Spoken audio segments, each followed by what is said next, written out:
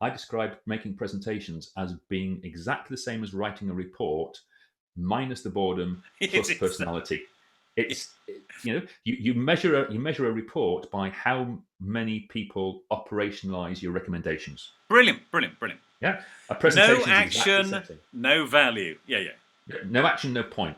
Is No, but my it's version almost of that. Yeah, return on effort. Really, is the number. I mean, yeah, and with social media, it can be views or likes or other things. Although a like is a fake measure of something, but real action in terms of commercial stuff is if we were doing this and saying, okay, sign up or buy something, that would be a measure of effectiveness. But yes, the council's proposition for a new roundabout is it passed with a general council vote? Exactly.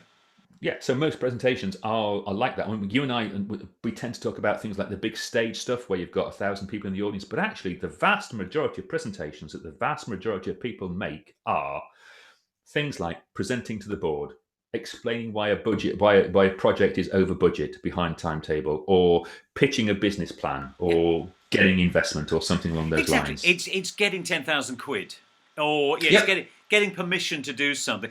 Or what I really quite like, it's the other way around. It's getting all this drifting, diffuse nonsense back on track. I quite like that. Guys, it's getting back to the core. Is it sort of a different version of that? Yeah, yeah.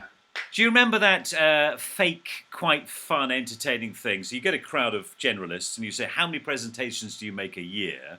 And you've got less than five, between 5 and 10, or 1,000, and everyone will pick five to 10. What would you say?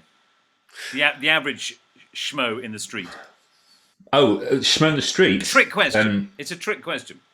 it is. It is because I would argue that most people are making presentations of some kind most of the time. Bingo. I think most people are making presentations a lot more than they think. And I want to give you an example. It's a really, really silly example. My wife and I had a conversation last night about who was going to cook tea.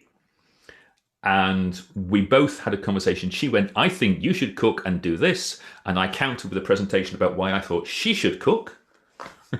And the best presentation prevailed. Suffice it to say, I was cooking, Oh, which is a bit embarrassing. so you're the professional, so we might have to review your day rate. To be fair, she did threaten to resort to violence.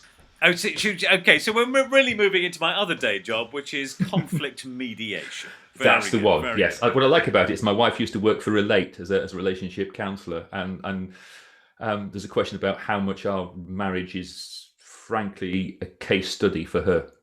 It's a practice zone. A practice zone.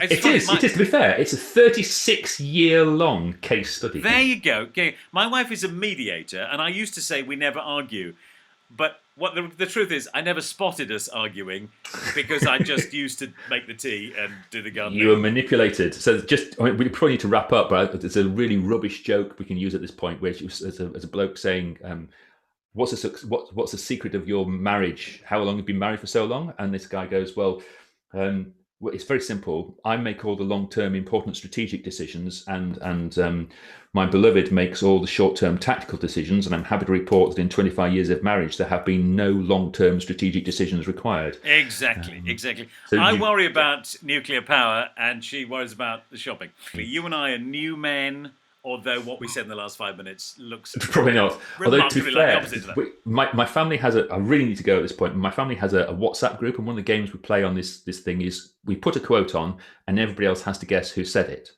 Okay, so one of for F's sake, how hard can it be is usually attributed to me. Okay, but there's a quote which was put on the other day from a member of my family. It was less than £1,000,000, absolute bargain. Go ahead.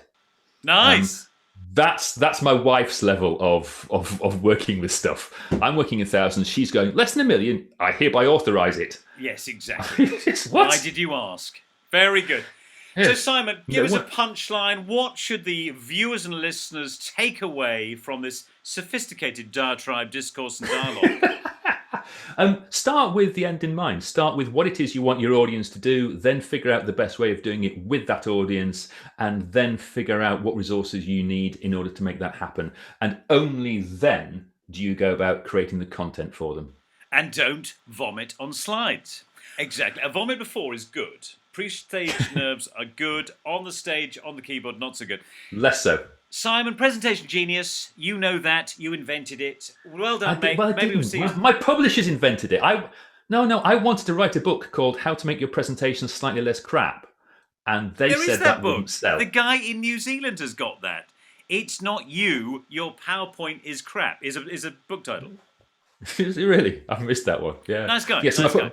my publisher just said presentation genius will sell, make your presentation slightly less crap will not sell. And they were right. Moving on. All right, mate. I'll see you next time.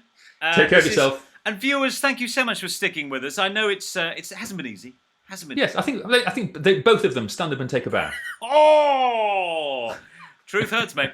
All right. See you, everybody. Here we go. Take care. Bye-bye.